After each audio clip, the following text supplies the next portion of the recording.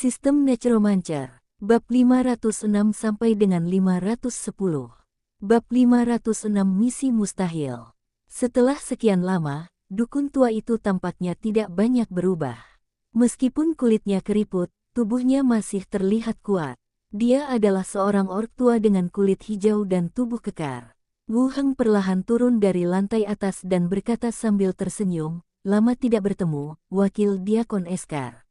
Alis dukun orc itu langsung mengendur, memperlihatkan senyum agak garang khas orc.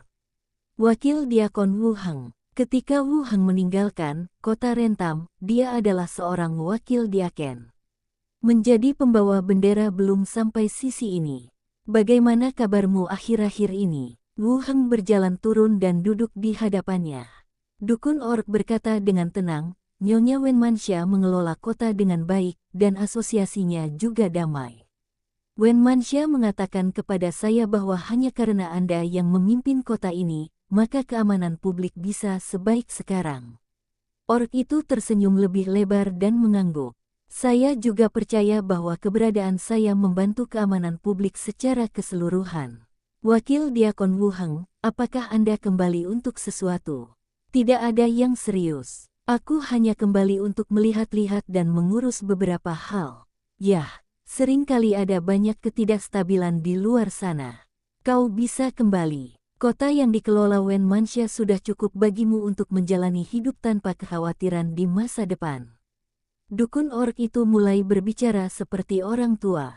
Wu Heng berkata dengan tenang, akan ada lebih banyak kesempatan di luar sana. Saat aku di Pulau Harta Karun, pengurusku adalah pangeran para elf, profesional level 18 terkuat saat itu. Dia membunuh seorang pengembara level 17 dengan satu ayunan pedangnya, membelahnya menjadi dua. Ada juga Dekan Janvito, penyihir level 18 dengan murid-murid di seluruh benua. Dia punya pengaruh yang kuat. Mungkin aku akan bergabung dengan kelompok riset Dekan di masa mendatang, tapi aku masih agak ragu. Orc itu mengangkat alisnya. Dia jelas sedikit terkejut dengan apa yang dikatakan Wu Heng. Profesional level 18, satu adalah pangeran peri terkuat, dan yang lainnya adalah penyihir level 18 dengan murid di seluruh benua. Wah, apakah dunia luar begitu menarik? Hanya dengan pergi keluar, Anda dapat memiliki jaringan kontak yang luas. Namun di kota Rentam, profesional level 18 semuanya adalah karakter dalam cerita. Setelah ragu sejenak, dia berkata, itu memang berbeda dari tempat kecil seperti kita. Wu Heng menyebutkan dua level 18 yang dikenalnya sebelum melanjutkan, saya meminta Anda datang ke sini kali ini karena saya ingin membahas sesuatu dengan Wakil Diakon Eskar.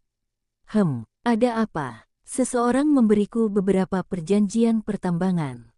Wu Heng mengeluarkan beberapa perjanjian. Perjanjian pembelian biji besi suku Segun. Perjanjian pembelian tambang tembaga Diabao. Sang dukun orc mengambilnya dan melihatnya, lalu segera mengerti artinya. Beberapa lokasi merupakan lokasi suku orc. Pasokan mineral akan bertahan selama 3 tahun. Sebab, mereka takut kalau para orc tidak mengakuinya, atau kalaupun mengakuinya, mereka tidak akan memenuhi perjanjian.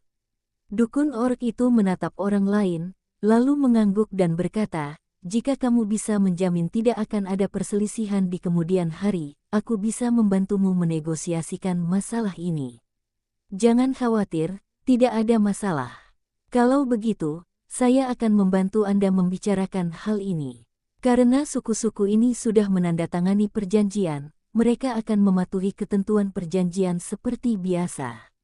Lalu, kepada siapa barang-barang itu akan dikirimkan? Wenmansha akan mengurusnya ketika saatnya tiba, kata Wu Heng.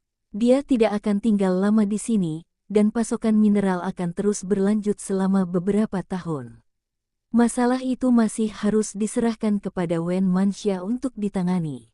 Baiklah, aku jamin tidak akan ada masalah dengan ini, sang dukun orc langsung mengonfirmasi, lalu melanjutkan, satu hal lagi. Setelah musim dingin berakhir, kuharap kota ini bisa menyediakan lebih banyak pekerjaan untuk para orc. Wenmansha melirik Wu Heng dan melihat dia tidak mengatakan apapun. Dia mengangguk setuju. Ya, mansion tuan kota membutuhkan lebih banyak pengrajin, dan wilayah luar kota membutuhkan lebih banyak pekerja untuk perluasan. Kita bisa memprioritaskan para orc, tetapi kita perlu membahas masalah keamanan terlebih dahulu. Kalian harus memastikan para orc tidak akan menimbulkan masalah. Saya akan mengaturnya. Mereka bertiga pun berbincang dan menyelesaikan masalah itu. Itu juga semacam pertukaran. Dukun orc membantunya merundingkan perjanjian, dan Wen Manxia berjanji untuk menyediakan lebih banyak posisi pada tahun mendatang. Pada saat itu, lebih banyak orc akan memasuki kota Rentam. Yang terjadi selanjutnya adalah perbincangan ringan, dan dukun orc itu cukup penasaran tentang Pulau Harta Karun. Wu Heng bertanya tentang sikap suku orc terhadap kerajaan Yeko. Kami mengobrol sampai sekitar pukul 4 sore. Dukun itu pergi dari sini. Setelah dukun orc pergi, Wu Heng menyerahkan semua perjanjian kepada Wen Manxia. Guru, bagaimana Anda berencana memanfaatkan mineral-mineral ini? Tanya Wen Manxia. Wu Heng berkata, saya akan memikirkannya dan membuat pengaturan nanti. Tambang tembaga dan besi keduanya berguna, tetapi Treasure Island agak jauh dari sini. Daripada mengandalkan transportasi kereta api ke Treasure Island, yang akan memakan banyak waktu dan biaya, akan lebih baik membeli dari karavan di Treasure Island. Jika Wu Heng menggunakan kereta hantu, dia tidak akan punya waktu untuk kembali dan menangani masalah ini. Kita akan lihat bagaimana mengaturnya, dan menggunakan semuanya secara lokal, atau menjualnya sebagai sumber pendapatan. Baiklah, Wen Manxia mengangguk. Makan malam sudah siap, jadi kami berjalan ke restoran untuk makan bersama. Larut malam, di kamar tidur, terdengar ketukan pelan di pintu. Wu Heng dan Wen Manxia membuka mata mereka satu demi satu. Ada apa? Tanya Wen Manxia. Di luar pintu, terdengar suara pengurus rumah tangga. Tuan, Nyonya, ada seseorang di luar yang meminta informasi kepada saya. Masuk dan bicara. Wen Manxia duduk, bersandar di kepala tempat tidur. Dalam kegelapan, pintu terbuka. Pengurus rumah tangga masuk, mengenakan kacamata berbingkai hitam dan gaun tidur berwarna krem. Ada apa? Ceritakan padaku, tanya Wen Manxia. Pengurus rumah tangga itu menjawab, ada berita dari luar, menanyakan tentang situasi di mansion tuan kota. Siapa yang membunuh 3 profesional level 15, dan apakah ada orang kuat di mansion tuan kota? Apakah kamu menjawabnya? Tidak, saya berencana untuk bertanya kepada tuan dan nyonya sebelum memutuskan bagaimana menanggapinya, kata pengurus rumah tangga itu. Wu Heng sedikit bingung. Tampaknya pengurus rumah tangga Wen Manxia memiliki identitas khusus. Berbalik menatap Wen Manxia, apa yang terjadi? Wen Manxia mengumpulkan rambutnya yang berantakan dan mulai menjelaskan semuanya. Pengurus rumah tangga, Hartel, adalah istri seorang pejabat urusan internal di balai kota. Sejak direkomendasikan ke istana wali kota sebagai pengurus rumah tangga, ia telah dijebak untuk menjadi mata-mata. Saat diam-diam melihat beberapa informasi, dia ditemukan oleh skeleton mage, Dead Bones. Kerangka tingkat tinggi memiliki kecerdasan yang tak kalah dengan makhluk hidup, atau bahkan lebih tinggi. Namun, mereka adalah jiwa palsu, tampak agak kusam, dan tak bisa bicara. Ketika masalah itu terungkap, Hartel menceritakan keseluruhan ceritanya. Wen Manxia tidak membunuhnya. Setelah memastikan bahwa dia tidak dijadikan budak, mereka menandatangani kontrak perbudakan. Dengannya, menjadi budak Wen Manxia. Ini pula sebabnya Wen Manxia sangat percaya pada pihak lain. Di bawah kontrak perbudakan, tidak perlu khawatir tentang pihak lain yang secara subjektif memiliki gagasan untuk menyakiti diri sendiri. Sekarang, suami Hartel sedang mengumpulkan informasi tentang City Lords Mansion melalui Hartel. Hartel, di sisi lain, memberikan beberapa informasi yang tidak penting atau salah sambil juga mencari informasi secara terbalik. Setelah mendengar ini, Wu Heng menatap kedua wanita itu dengan heran. Misi yang mustahil. Mengapa kau tidak membunuh orang itu saja? Tanya Wu Heng penasaran. Wen Manxia menjelaskan, suami Hartel terlibat dengan pasukan lain. Kalau kita membunuhnya, mereka akan menyuap orang baru. Lebih baik kita pertahankan dia. Kita akan tahu semua yang dia lakukan. Kekuatan yang mana? Kerajaan Yeko. Wu Heng mengerutkan kening. Itu kerajaan Yeke lagi. Suami Hartel yang bersama pengusaha sebelumnya. Seharusnya tidak begitu. Kalau saja kita bersama, mustahil rencana ini akan berantakan seperti ini.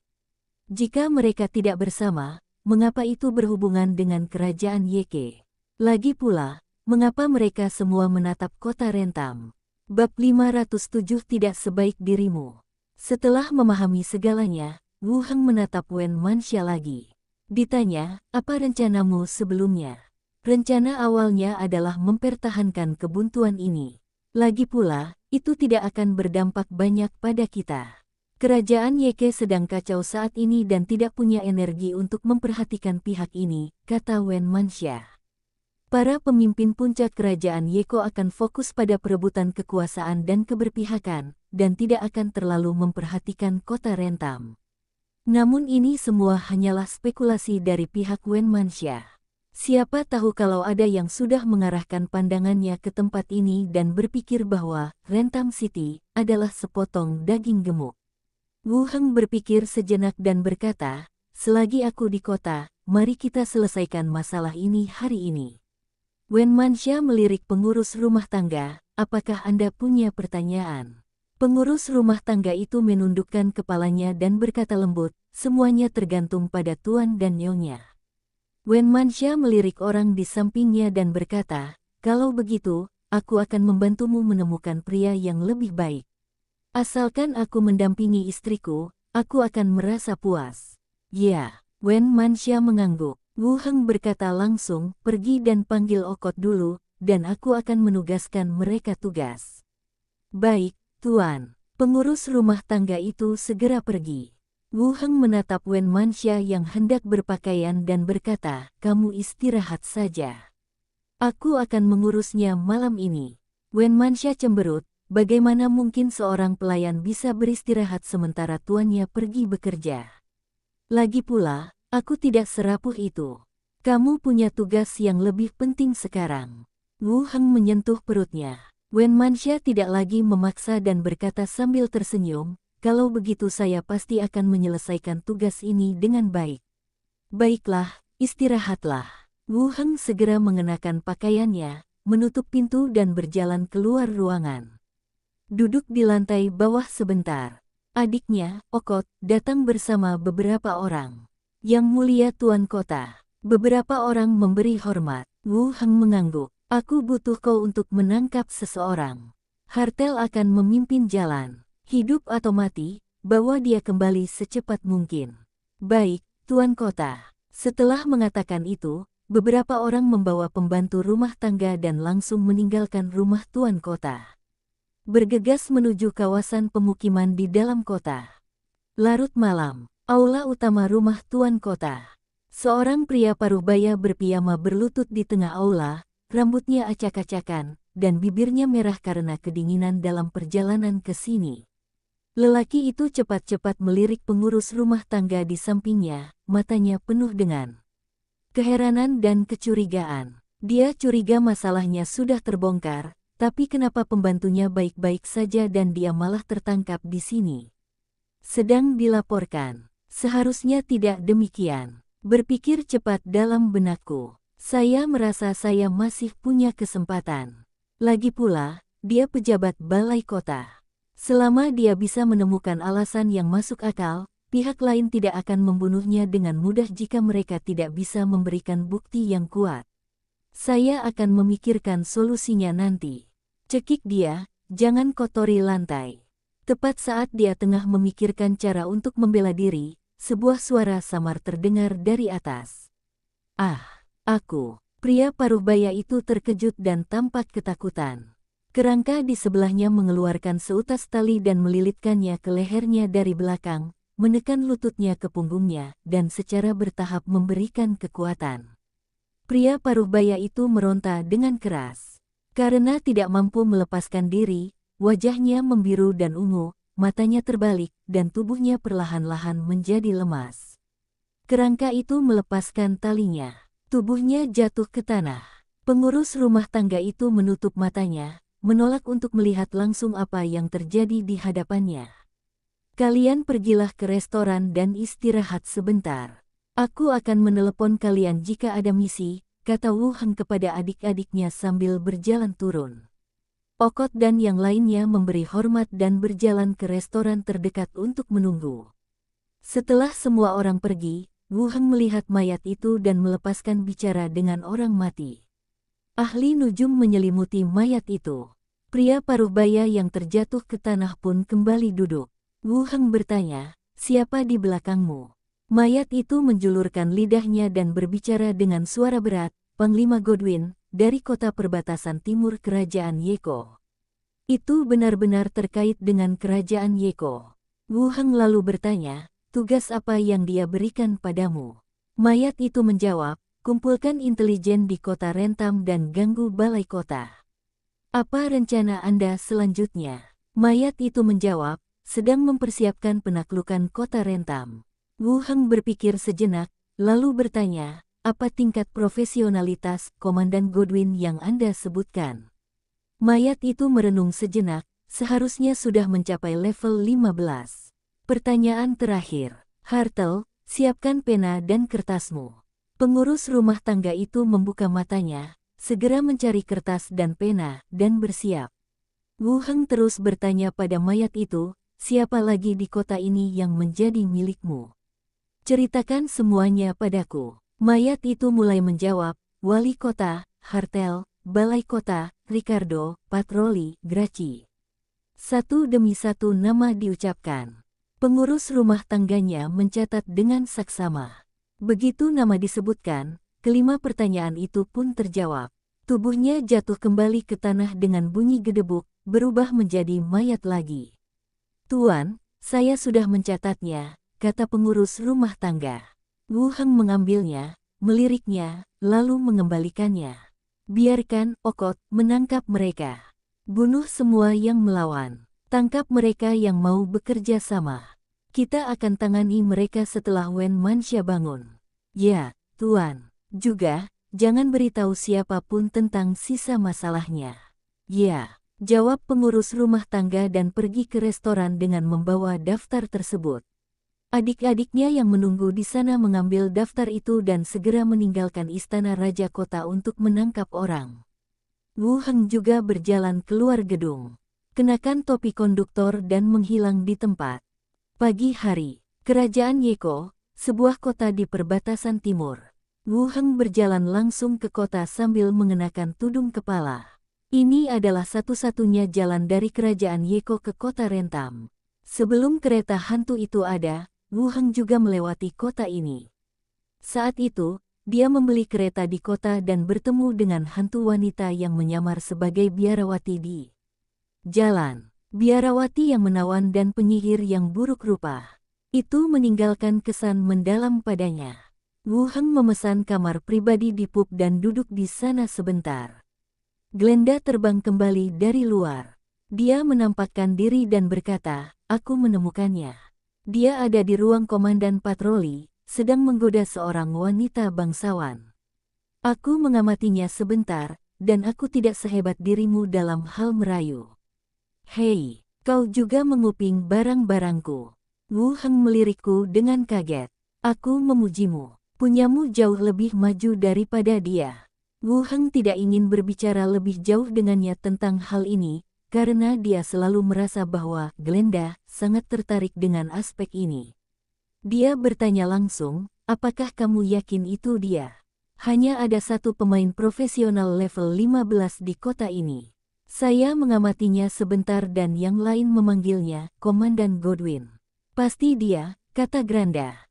Wu Heng mengangguk, jadi itu memang dia. Bila Anda memiliki kewaskitaan, akan jauh lebih mudah untuk menemukan beberapa target tetap. Coba aku lihat. Glenda masuk ke dalam jenazah dan fotonya dibagikan. Di sebuah ruangan di gedung patroli kota, seorang pria kekar tengah menekan seorang wanita ke atas meja. Ini sudah lewat tahap menggoda, aksi sesungguhnya telah dimulai. Teriakan dan erangan saling terkait di dalam ruangan. Glenda melihat sejenak sebelum terbang kembali dari gedung itu. Serahkan masalah itu pada Wu Heng. Setelah memastikan penampilan dan identitas pihak lain, Wu Heng melepaskan Granda lagi. Kau sebut ini menggoda. Glenda berkata dengan acuh tak acuh, itu bukan bagian yang kamu lihat sebelum aku mengatakannya. Wu Heng terdiam. Ayo pergi. Kita selesaikan ini lebih awal dan pergi dari sini. Setelah mengemasi barang-barang mereka, mereka keluar dari kamar pribadi bersama-sama. Menuju ke gedung patroli. Menunggu sebentar di gang seberang. Glenda terbang keluar dan berkata, wanita itu sudah pergi. Tidak banyak orang di dalam. Bunuh saja dia dan kau boleh pergi. Wu Heng melirik. Seorang wanita jangkung dan menawan berjalan keluar, wajahnya penuh kegembiraan setelah kesenangan. Wu Heng menatap orang lain itu dengan saksama. Dengan mengenakan kerudung ilusi, seseorang tampak hampir mirip dengan orang lain. Dia menyerahkan kain kafan kepada skeleton kasu di sampingnya, yang memakainya sendiri dan menyembunyikan sosoknya. Wu Heng langsung berjalan masuk ke dalam gedung. Penjaga yang menjaga pintu hanya meliriknya, mengabaikan tatapan genitnya, dan memalingkan kepalanya ke samping. Wu Heng berdiri di luar ruangan komandan dan melihat sekeliling. Setelah memastikan tidak ada orang di sekitarnya, dia mendorong pintu hingga terbuka dan masuk. Pria yang tampak acak-acakan itu sedang duduk di belakang meja sambil minum ketika dia melihat orang lain masuk. Apakah kamu tidak takut lagi pada suamimu? Akan tetapi, di tengah-tengah perkataannya, matanya membeku. Bab 508. Apakah Anda punya keluarga? Hah, gelombang. Terdengar suara hembusan udara. Sebuah sosok muncul entah dari mana dan tiba di meja dalam sekejap mata. Sebelum lawannya bisa berdiri, dia meninju tenggorokannya. Klik gelombang. Terdengar suara tulang patah. Kemudian pukulan kedua mengenai pelipis dan menjatuhkannya ke tanah. Tinju jatuh lagi dan lagi, menghancurkan seluruh kepala hingga tak dapat dikenali lagi. Akhirnya, dia memegang kepala itu dalam pelukannya dan memutarnya, sehingga lehernya patah. Wu Heng melirik mayat itu, lalu dengan cepat mengeluarkan tikar jerami dari cincin luar angkasa, membungkus mayat itu, dan memasukkannya ke dalam cincin luar angkasa. Suara langkah kaki yang tergesa-gesa dan suara perkelahian yang datang dari luar pintu masih menarik perhatian keluar. Singkirkan kain kafan itu dan buka jendelanya. Dia melompat turun dari lantai 3 bersama Kaksiu, melepaskan teknik jatuh bulu di tengah jalan, mendarat dengan ringan di tanah, dan menghilang di jalan. Langsung keluar kota, tiba di hutan belantara yang sepi. Wu Heng mengeluarkan mayat dan melepaskan bicara dengan orang mati. Mayat itu membuka matanya lagi dan melihat ke sini. Wu Heng bertanya langsung, siapa yang menyuruhmu menargetkan kota Rentam? Mayat itu menjawab, tidak ada seorang pun. Jawaban ini agak tidak terduga. Wu Heng melanjutkan bertanya, lalu mengapa Anda mengatur orang untuk mengumpulkan intelijen di kota Rentam? Kami telah menerima perintah dari atas untuk meningkatkan pengaruh Pangeran Agung dan mengumpulkan lebih banyak dana. Rentam City adalah pilihan yang paling tepat. Wu Heng mengerutkan kening lagi. Pedagang yang terbunuh terakhir kali masih dijawab oleh Pangeran kedua. Dan kali ini, seorang Pangeran Agung muncul lagi. Apa daya tarik Rentam City? Perselisihan seluruh kerajaan Yeko juga tertarik ke sini. Wu Heng kemudian bertanya, apakah ada orang lain yang terlibat dalam insiden di kota Rentam? Saya telah mengatur beberapa mata-mata di kota Rentam untuk menyelidiki istana Tuan Kota dan balai kota. Wu Heng bertanya, setelah kamu mati, apakah ada orang lain yang mengincar kota Rentam? Saya tidak tahu, mungkin tidak. Apa yang terjadi dengan kerajaan Yeko? Aku tidak tahu. Setelah menjawab kelima pertanyaan itu, mayat itu menutup matanya lagi. Itu kabar baik, hanya perhatian pribadinya saja yang menarik perhatian kota Rentam, dan tidak melibatkan perhatian para pemimpin puncak kerajaan Yeko. Wu Heng meminta kerangka itu untuk menggulung mayat lagi dan memasukkannya ke dalam cincin luar angkasa. naiki kereta hantu dan kembali ke Wrentham City. Pembunuhan ini berjalan relatif lancar. Hampir tidak diperlukan usaha untuk membunuh target. Kembali ke istana Raja Kota. Wen Manxia sedang mengurus orang-orang yang ditangkap tadi malam.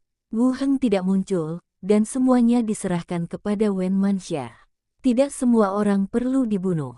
Lagi pula, beberapa orang tidak memiliki akses ke informasi intelijen sama sekali.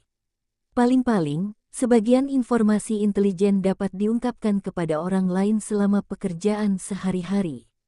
Dalam penelitian tersebut, setelah penjelasan singkat kepada Wen Manxia, masalah tersebut terpecahkan. Jadi saya tidak memperhatikannya lagi. Temukan sebuah ruangan dan pergilah ke dunia zombie untuk melihatnya. Dia keluar dari asrama, mengambil interkom dan menelepon Qi Hancai. Tak lama kemudian, dia datang dari belakang bersama Wang Haibing dan beberapa orang tua dari pangkalan. Wu Heng bertanya, bagaimana? Wang Haibing membolak-balik beberapa foto di ponselnya. Ada kebakaran di pabrik ini. Beberapa kabel terbakar dan perlu diperbaiki. Dengan kata lain, tidak ada masalah dengan pembangkit listrik. Tidak ada masalah dengan pembangkit listrik. Pembangkit listrik dapat digunakan secara normal setelah beberapa perawatan. Yang terpenting adalah perawatan saluran di sisi pabrik, jelas Wang Haibing.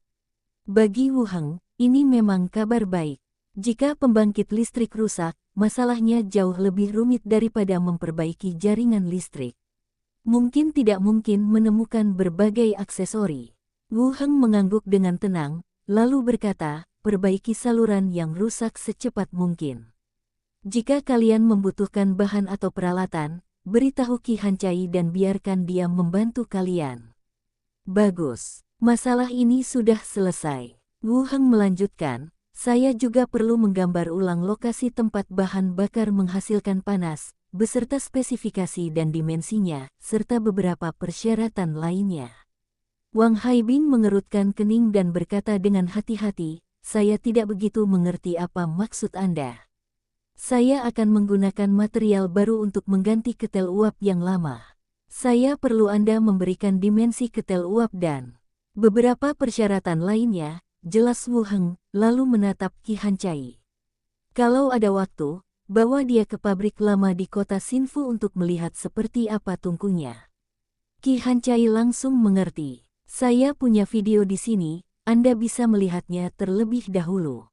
Sambil berbicara, ia mengeluarkan telepon genggamnya dan memutar video yang telah direkamnya sebelumnya. Sekalipun tidak ada sinyal atau jaringan, para penyintas tetap membawa tablet dan telepon seluler untuk merekam berbagai hal atau mengambil foto dan video.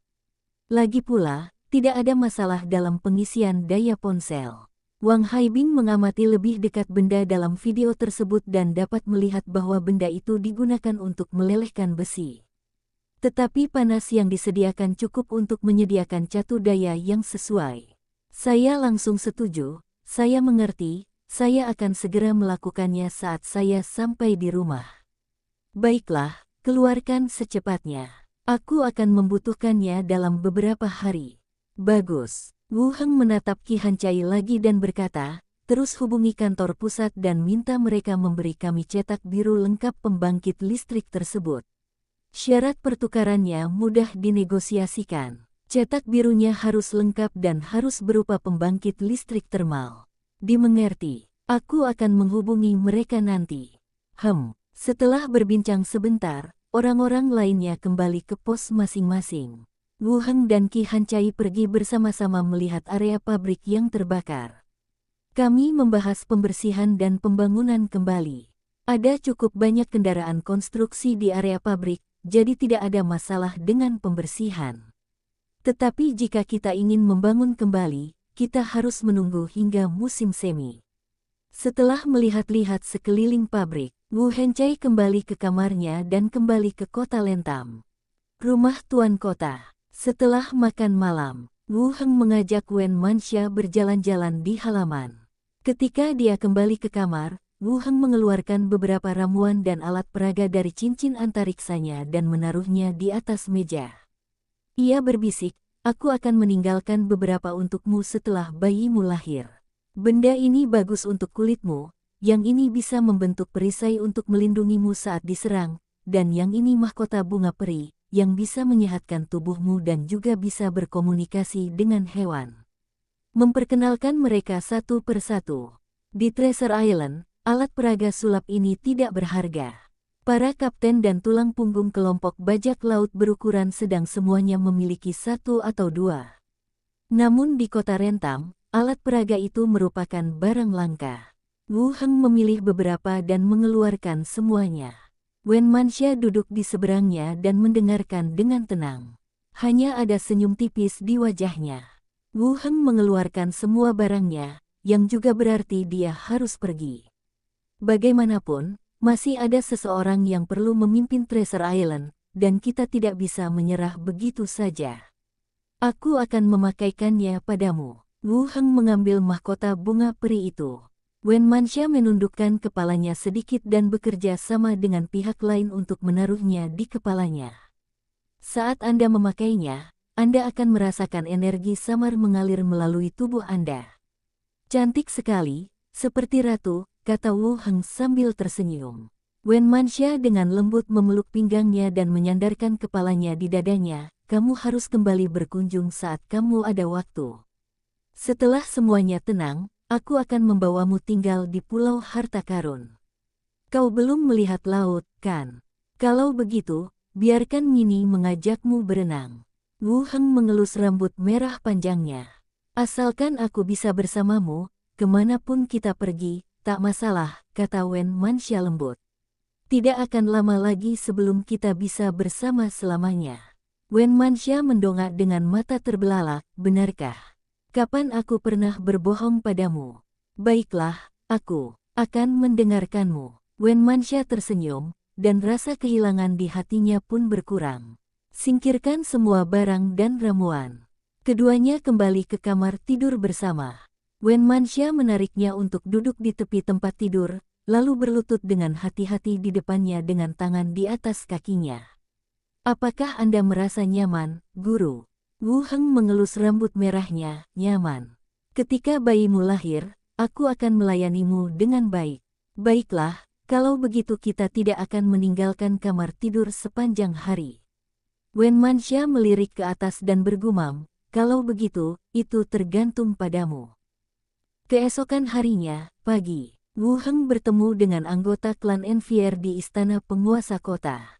Ada laki-laki dan perempuan, beberapa di antaranya menggendong manusia rubah kecil, dan mereka telah menetap di kota. Wen Manxia memang merawat orang-orang rubah ini dengan baik. Beberapa dari mereka ditugaskan ke penjaga kota, dan sisanya ditugaskan ke toko-toko pakaian dalam di kota. Di kota tersebut, toko pakaian dalam Red Rose yang terkenal dimiliki oleh Wen Manxia. Itu juga merupakan toko pertama yang mengkhususkan diri pada pakaian dalam wanita. Wu Heng mengobrol dengan orang-orang rubah sebentar, menanyakan tentang kondisi kehidupan mereka dan kehidupan Envier, pemimpin muda suku rubah. Mereka semua mengobrol dengan gembira satu sama lain. Kemudian, Wu Heng mengalihkan pandangannya ke gadis kucing pendek dan gadis kelinci putih bertelinga terkulai yang mengikutinya. Siapa nama kalian? Tanya Wu Heng. Keduanya adalah teman yang disebutkan Mini. Ya, Mini membelinya dari seorang pedagang budak dengan uangnya sendiri. Mendengar pertanyaan itu, mereka berdua menjadi sedikit pendiam, dan semua manusia rubah menatap mereka. Tuan kota, namaku Robe. Gadis kucing kecil melompat dari kursi dan membungkuk. Gadis kelinci bertelinga terkulai mengikutinya dan berkata, namaku Anet. Baiklah, Robe, Anet, apakah kalian punya keluarga di kota ini? Tidak, jawab kedua gadis itu. Wu Heng melanjutkan, Mini memintaku untuk bertanya apakah kamu ingin pergi ke Pulau Harta Karun dan bekerja sebagai pembantu. Kedua gadis orc itu saling berpandangan dan mengangguk, ya. Kalau begitu, kembalilah dan kemasi barang-barangmu dan pergi bersamaku sore ini. Ya, kedua gadis itu sedikit senang, tetapi juga sedikit khawatir. Lalu dia pergi bersama orang-orang rubah. Kembali dan siapkan barang-barangnya. Wu Heng, awalnya aku berencana untuk pergi menemui Lecia. Kota Rentam, pimpinan lokal konsorsium Lambang Ular. Namun, Wen Manxia mengatakan bahwa dirinya pernah dimutasi sebelumnya, dan kini ada orang baru yang mengepalai wilayah setempat. Wu Heng mengurungkan niatnya untuk pergi melihat-lihat. Lechia dipindahkan pada akhir tahun, yang terasa lebih seperti promosi. Lagi pula, ketika dia pergi, dia membantu pihak lain menyelesaikan pertukaran emas dalam jumlah besar. Di tempat seperti kota Lentam, ini sudah merupakan prestasi yang mengagumkan. Saya merasa senang karena mampu membantu teman saya naik jabatan, tetapi saya juga merasa sedikit kecewa karena dia pergi tanpa mengucapkan sepatah kata pun. Tapi tak masalah, setiap orang punya lintasannya masing-masing. Menjelang sore, Wu Heng telah menyiapkan segalanya. Kedua pelayan kerangka itu pertama-tama dikirim kembali ke sisi lain gerbang. Dia menaiki kereta hantu bersama dua pelayan orc kecil dan menghilang. Kereta api muncul kembali. Sebuah kota yang familiar, Blackstone Town, terlihat jelas di kejauhan. Wu Heng mengenakan jubah, dan kedua pelayan itu juga menutupi wajah mereka. Berjalan ke kota bersama. Saya baru saja berjalan beberapa langkah menuju gerbang. Sebuah suara yang familiar terdengar dari belakang. Hei, kalian bertiga, apa kalian dari luar kota? Apa yang kalian lakukan di sini? Wu Heng menoleh ke belakang. Lalu saya melihat seorang gadis kecil berambut pendek keriting, tangan di pinggulnya, ditemani oleh 4 orang anggota tim. Dia berjalan dengan angkuh. Bab 509 Bagaimana kamu menjadi? Melihat gadis kecil yang agresif itu, Wu Heng juga tercengang. Tanpa diduga, saya bertemu seorang kenalan begitu saya memasuki kota itu. Yuri, sang druid yang menyukai makanan ringan dan dapat berubah wujud menjadi berbagai binatang. Saat mereka menjadi anggota tim di Blackrock Town, keduanya memiliki hubungan terbaik. Hubungan kami baik sekarang, tetapi lingkungan kami terpisah. Wu Heng tidak menggunakan jubah penyembunyian konsorsium, tetapi hanya mengenakan tudung biasa yang menutupi kepala dan wajahnya, hanya menyisakan sepasang mata yang terbuka. Yuri menatap mereka bertiga lalu berjalan perlahan. Dengan nada tegas, dia bertanya, apa yang kalian bertiga lakukan di kota ini? Melihat pihak lain tidak mengenalinya, Wu Heng menjawab, saya anggota asosiasi, sedang lewat sini, dan berencana untuk menginap. Dari asosiasi, apa kau punya bukti? Tanya Yuri. Wu Heng mengeluarkan lambang pembawa benderanya dan menyerahkannya kepada pihak lain. Yuri mengambilnya di tangannya, sambil mengerutkan kening. Semua lambang asosiasi memiliki standar yang seragam dan dapat mewakili identitas pembawanya. Tapi lambang di hadapanku ini, dapat dipastikan bahwa itu adalah suatu jenis asosiasi, tetapi dia nampaknya belum pernah melihatnya sebelumnya. Lambang macam apa ini? Wu Heng berkata, bahwa aku menemui diakenmu, dan aku akan menjelaskannya kepadamu nanti. Melihat pihak lain mempunyai sikap yang baik dan lambang itu memang dari asosiasi, ia menghilangkan sebagian keraguannya. Ayo, aku akan mengantarmu ke sana. Wu Heng dan 2 orang lainnya mengikutinya dari belakang dan berjalan menuju asosiasi bersama. Dalam perjalanan, Wu Heng bertanya, sepertinya tidak banyak orang di jalan. Apakah ada orang yang nongkrong di daerahmu selama musim dingin? Lalu kenapa kamu berpatroli? Tidak ada orang lain yang terlihat di seluruh jalan. Tim kita serius dan bertanggung jawab, kata Yuri tegas sambil mengangkat kepalanya. Berjalanlah sampai ke aula asosiasi. Yuri berkata kepada anggota tim, kembalilah ke ruang tunggu dulu. Aku akan menelepon kalian nanti. Anggota tim mengangguk dan berjalan ke samping. Lalu Yuri memimpin mereka bertiga melewati koridor dan sampai di ruang kerja kepala pelayan. Ketuk pintu, memasuki. Yuri menoleh, tatapannya tertuju pada Wu Heng. Ikut aku. Ya. Wu Heng mengangguk dan mengikutinya ke ruang kerja. Dekan, kami menemukan ketiganya saat latihan. Mereka bilang mereka anggota asosiasi dari luar, kata Yuri langsung begitu memasuki ruangan. Diakon Slater sedang duduk di belakang mejanya, melihat dokumen-dokumen di tangannya, dan seekor macan tutul berbaring di samping perapian.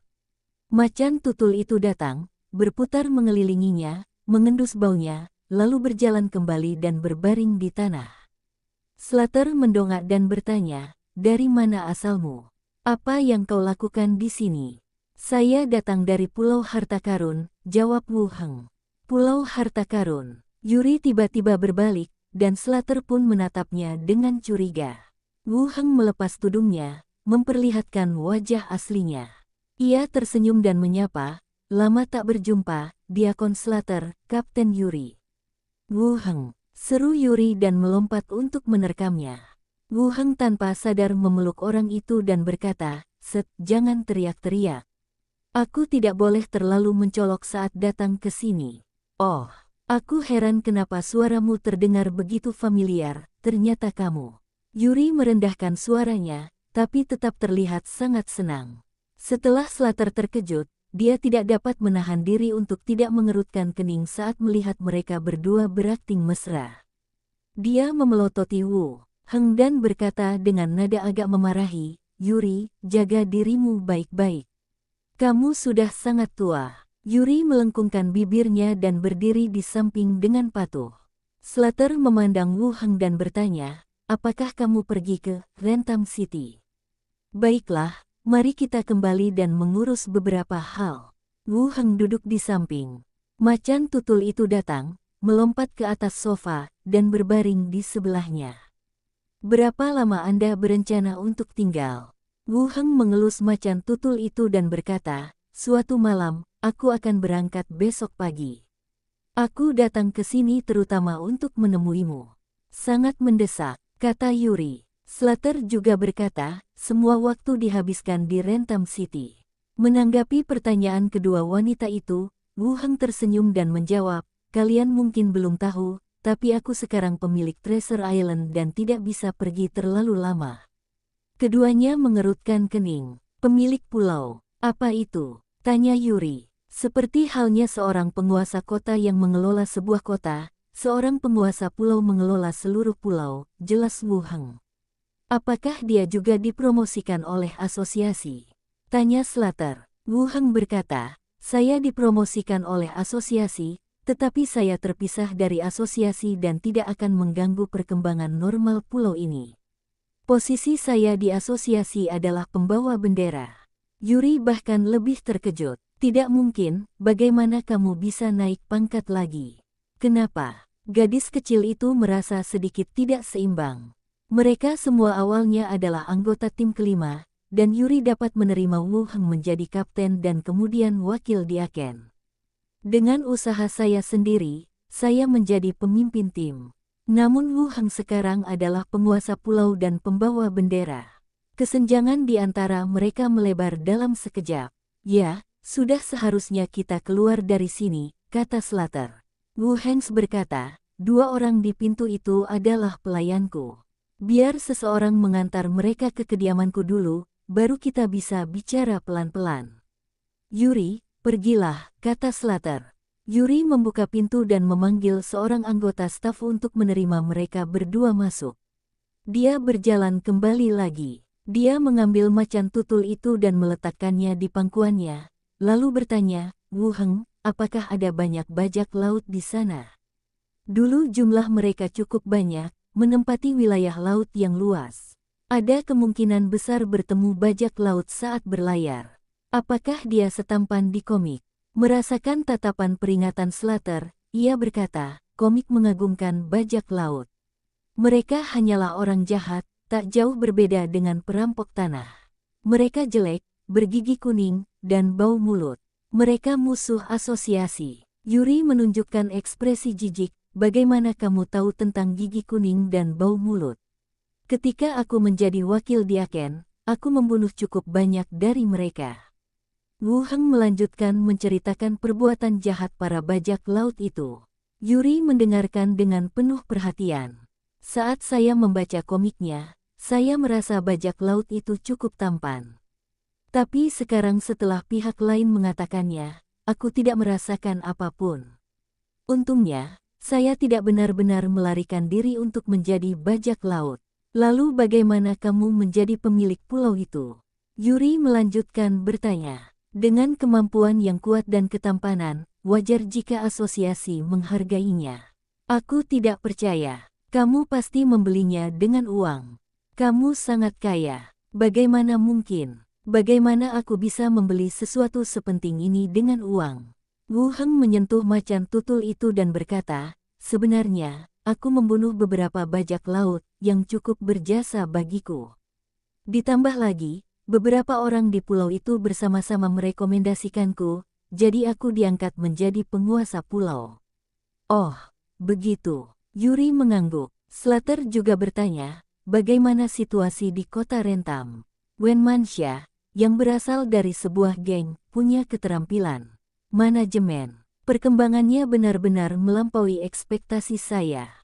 Saya bahkan sempat melihat Golden Chat, dan meskipun hanya di luar, industrinya sangat bagus. Slater tersenyum, menyukai pengakuan itu. Sekarang setelah Anda menjadi pemilik pulau, apa ide Anda untuk pengembangan pulau ini? Soal pengembangan, saya ingin meniru format Rentam City. Kalau ada kesempatan, silakan lihat-lihat dulu, lalu buka Golden Chat yang lebih besar.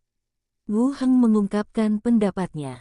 Slater berpikir sejenak dan berkata, baiklah, aku akan pergi ke pulau itu dan melihatnya. Setelah aku selesai menjadi kepala pelayan, aku akan tinggal di pulau harta karunmu. Bibi, bawa aku ke sana. Aku belum melihat laut, kata Yuri segera. Slater memutar matanya ke arah pria lain dan berkata, kamu sangat diperlukan dimanapun. Hehe, Bibi memang yang terbaik. Wu Heng juga berkata, lebih baik pergi ke sana saat musim dingin. Suhunya pas, agak panas di musim panas. Kalau begitu, tergantung waktunya. Luangkan waktu untuk pergi ke sana. Setelah membicarakan beberapa hal serius, Wu Heng mengeluarkan beberapa alat peraga dan berkata, aku membawakanmu beberapa hadiah. Peralatan sulap dikeluarkan satu persatu. Liontin pelindung gelang tanaman meremajakan keduanya sama. Hal semacam ini jarang terjadi di kota Rentam dan juga jarang terjadi di kota Blackrock. Mereka semua sedikit terkejut dan tampak sedikit bersemangat. Kemudian, Wu Heng mengeluarkan cincin ruang angkasa lain dan menyerahkannya kepada Yuli. Cincin ruang angkasa 5 kubik ini akan memudahkan penyimpanan barang di masa mendatang. Wah, kaya banget deh kamu. Yuri langsung menaruhnya di tangannya. Simpan kedua alat peraga itu. Wu Heng kemudian mengeluarkan sepasang bilah ganda berwarna darah dan sebuah cincin luar angkasa, lalu meletakkannya di meja Slater. Cincin luar angkasa itu juga berukuran 5 meter kubik. Bilah ganda itu disebut bilah kembar haus darah. Benda langka ini dapat memberikan seseorang ledakan kekuatan tempur yang dahsyat dalam waktu singkat. Efek sampingnya juga jelas, dan dapat menyebabkan orang kehilangan kewarasan secara bertahap. Berhati-hatilah saat menggunakannya.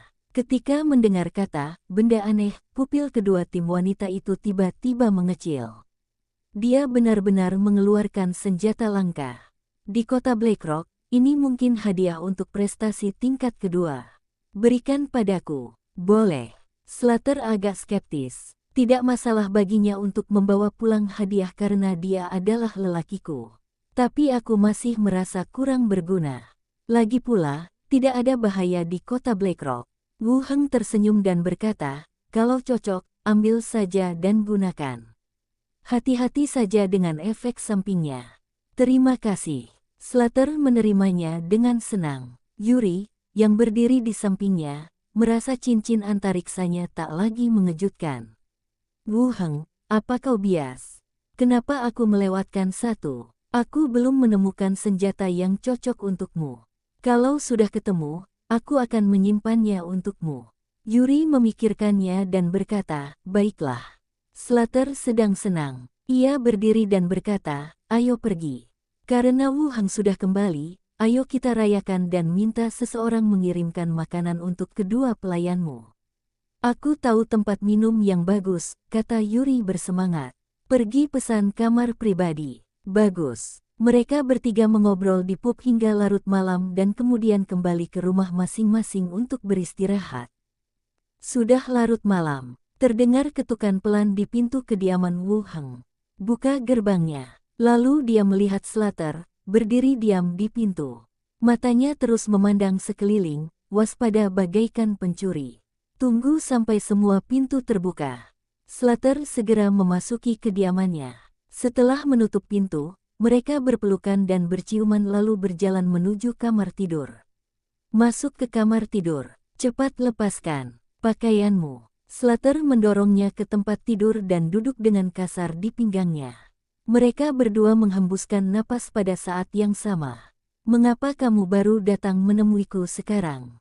Slater mengeluh. Aku benar-benar sibuk. Aku menyempatkan diri untuk keluar kali ini. Wu Heng memegang pinggang orang itu untuk membantunya mendapatkan posisi yang menguntungkan. Slater memutar bola matanya ke arahnya, lalu membungkuk sedikit, membaringkan seluruh tubuhnya di atasnya. Kalau kau tidak kembali, diaken ini akan pergi ke Pulau Harta Karun untuk mencarimu. Wu Heng tersenyum dan menepuk pinggulnya. Saat kita membangun Golden Chat, kau akan punya banyak alasan. Tidak semudah itu. Situasi di kerajaan Yeke sedang tegang. Bagaimana aku bisa pergi? Aku harus menunggu kesempatan lain. Ada apa dengan kerajaan Yeko? Dua musuh yang mengincar istana penguasa kota terbunuh di kota Lentam. Mereka berdua berasal dari kerajaan Yeko. Wu Heng sedikit penasaran. Slater berhenti sejenak, mengerutkan kening. Apakah mereka semua dari kerajaan Yeko? Jangan berhenti. Wu Heng menepuknya pelan, menunggunya melanjutkan sebelum berkata, yang satu bilang dia pangeran tertua, dan yang satu lagi bilang dia pangeran kedua. Aku tidak tahu kenapa mereka berdua tertarik pada kota Rentam. Slater mengerutkan kening dan berpikir sejenak sebelum menjelaskan, dua pangeran paling berpengaruh di kerajaan saat ini adalah pangeran tertua dan kedua. Pangeran tertua didukung oleh tentara, sementara pangeran kedua didukung oleh banyak pejabat sipil dan pejabat tinggi.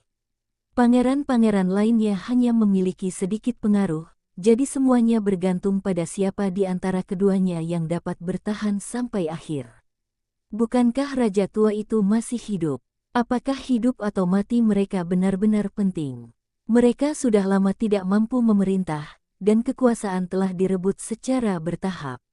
Dengan kata lain, selama orang-orang belum mati, tidak akan ada kerusuhan sipil yang nyata. Yah, apa yang kamu katakan masuk akal.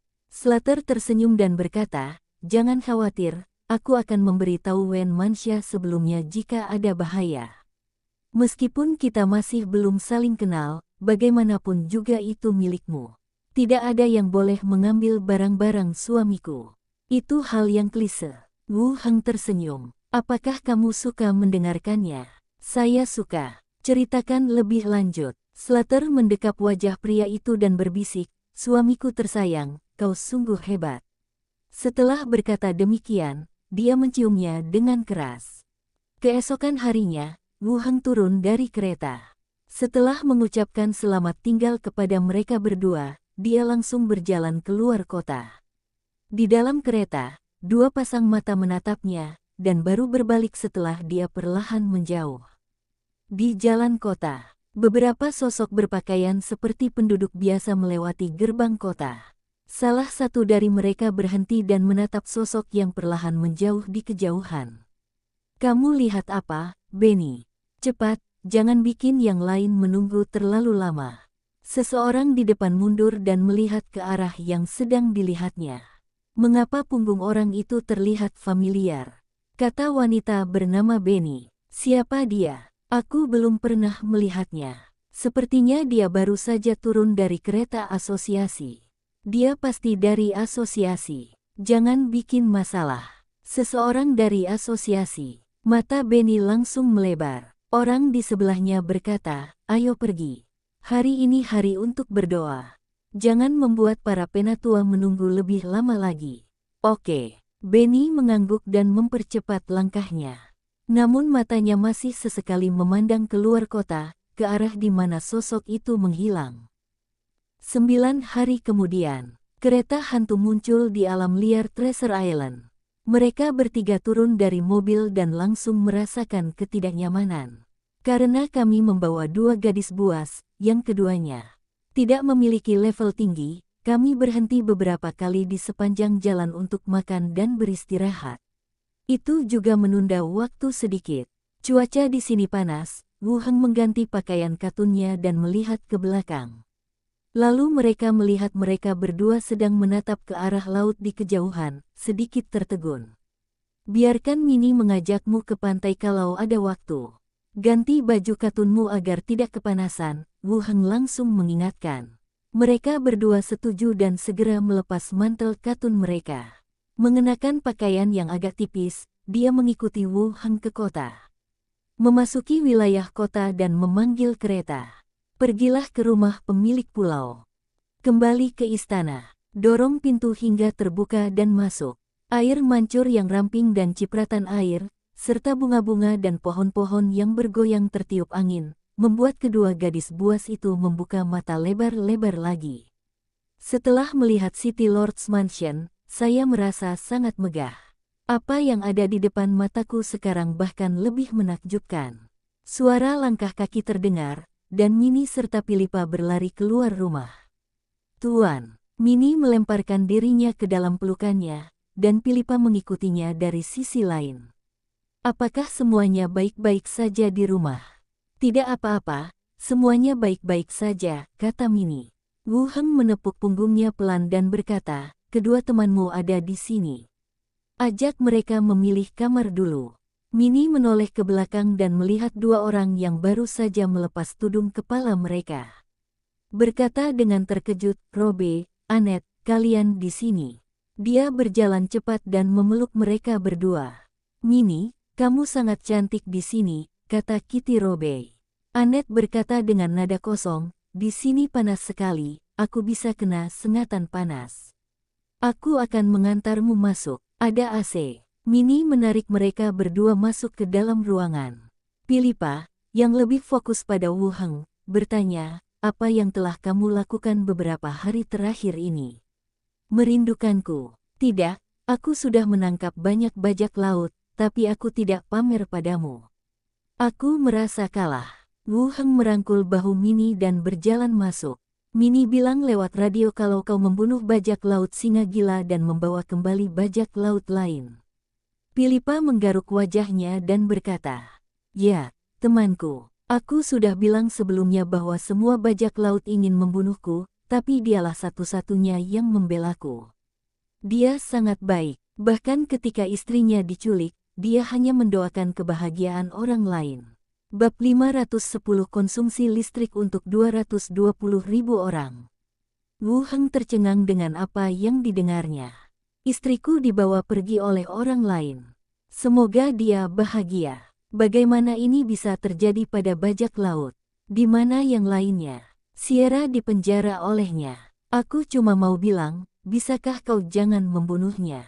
Dia bukan orang jahat. Dia bahkan menyelamatkanku. Pilipa memeluk lengannya, kumohon, ayah. Mampu mengunci, Shilagui, berarti namanya juga muncul di poster pencarian. Setelah surat perintah dikeluarkan, sulit untuk menghapusnya kecuali jika dicatat. Jelas tidak mungkin membiarkannya pergi secara langsung.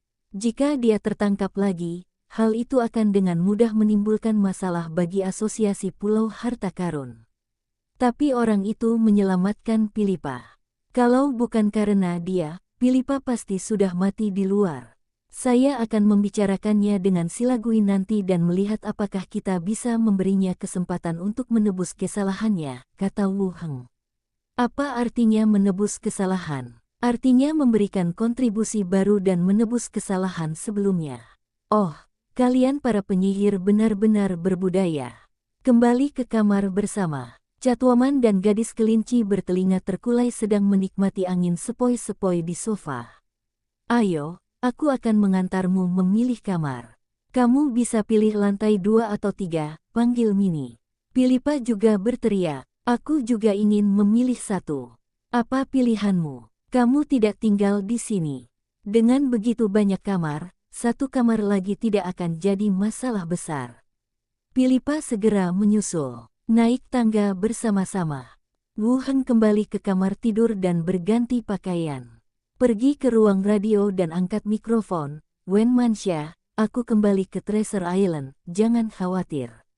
Saya hanya ingin menyapa. Suara Wen Manxia terdengar dari radio. Guru, apakah perjalanan Anda lancar? Semuanya berjalan lancar. Semoga kamu tidak mengalami masalah apapun akhir-akhir ini. Tidak apa-apa. Balai kota sudah mulai merekrut orang baru, dan kerangka pertahanan juga sudah diatur ulang, Wen Manxia memperkenalkan.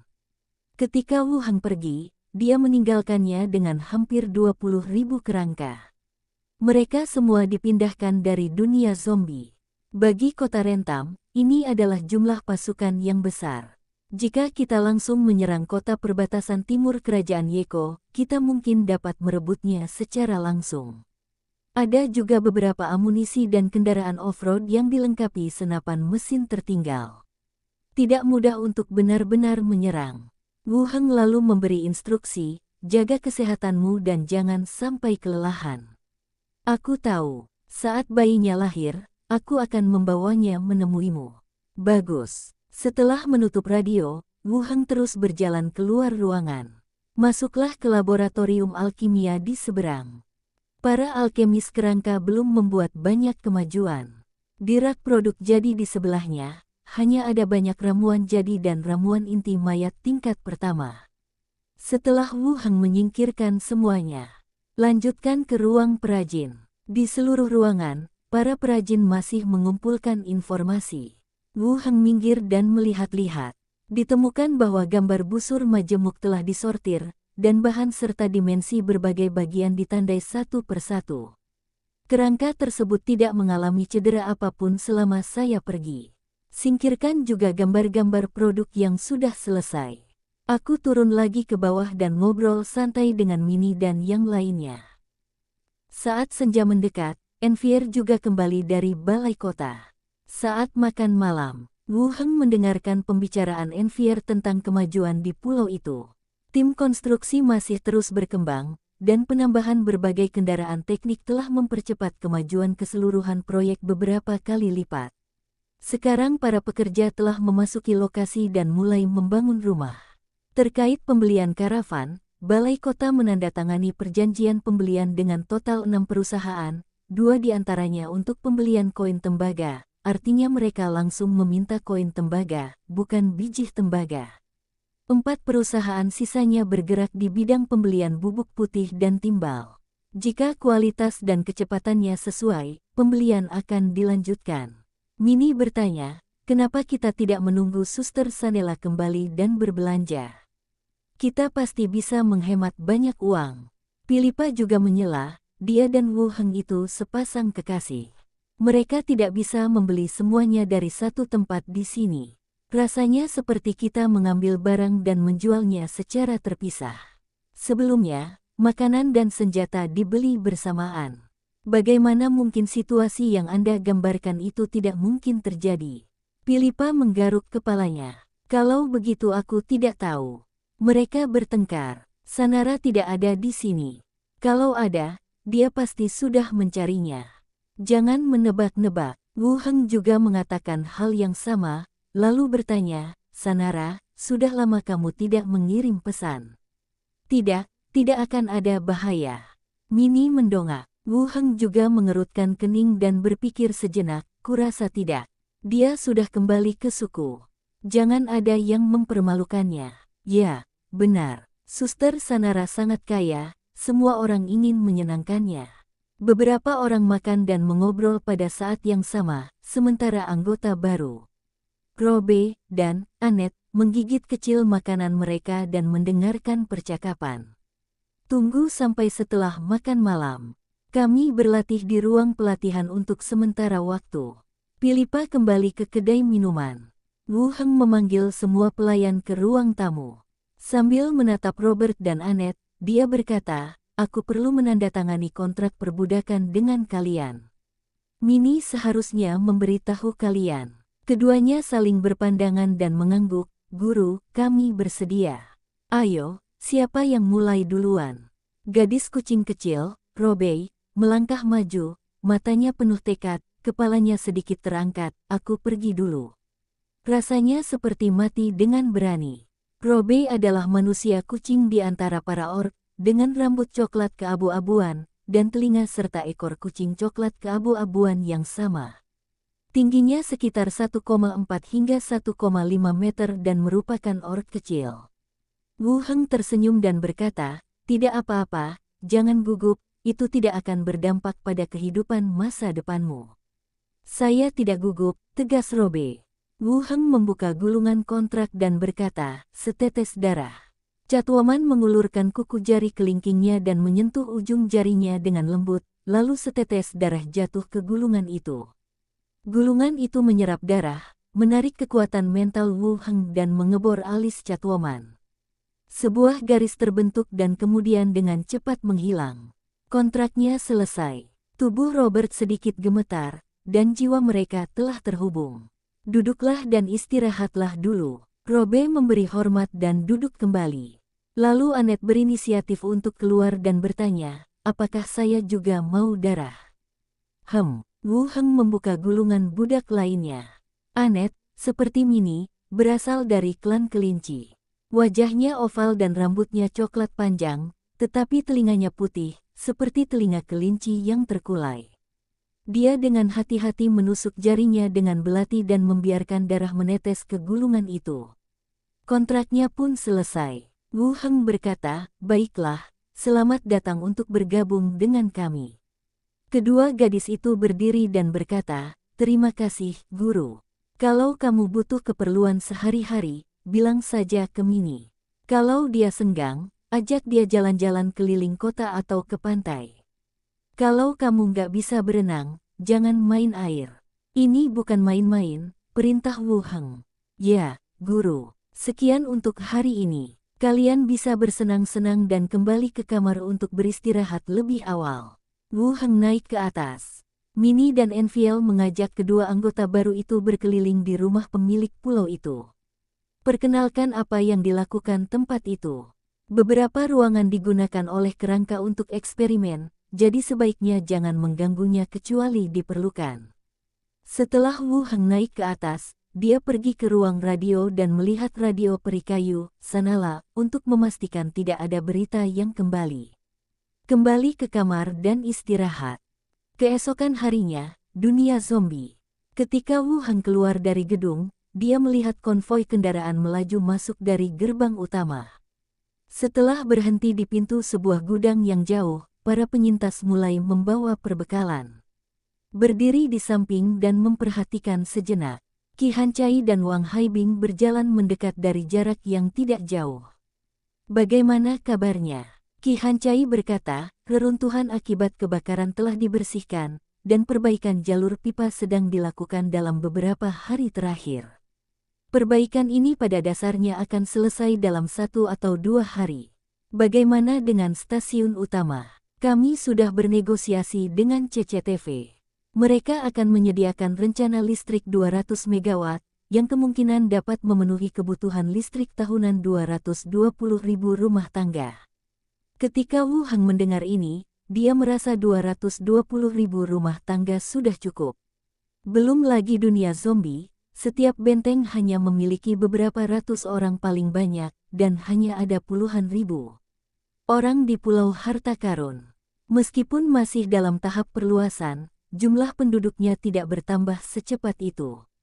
"Cukup untuk penggunaan saya sendiri."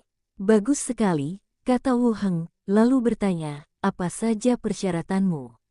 Setelah ditawar, jumlahnya 30 karung berisi 100 kilogram gabuh. Jumlahnya agak tinggi, tetapi tidak dapat diterima. "Bagaimana cara mengangkutnya?" Qi Hancai menjawab, "Mereka bilang kita perlu menduduki bandara dan mereka akan mengatur pesawat untuk datang. Ibu kota provinsi ini memiliki bandara. Baiklah, biarkan mereka yang membuat cetak birunya. Cetak birunya perlu lebih detail." "Bagus." Wu Heng terus menatap Wang Haibing yang berdiri di sampingnya. "Insinyur Wang, bagaimana kabar di sana?" "Saya juga sudah menyelesaikan bagian saya."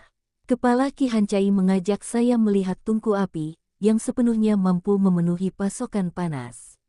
Ini cetak biru yang saya gambar berdasarkan pembangkit listrik aslinya. Ini bisa menggantikan boiler aslinya. Sambil berbicara, dia mengeluarkan sebuah cetak biru.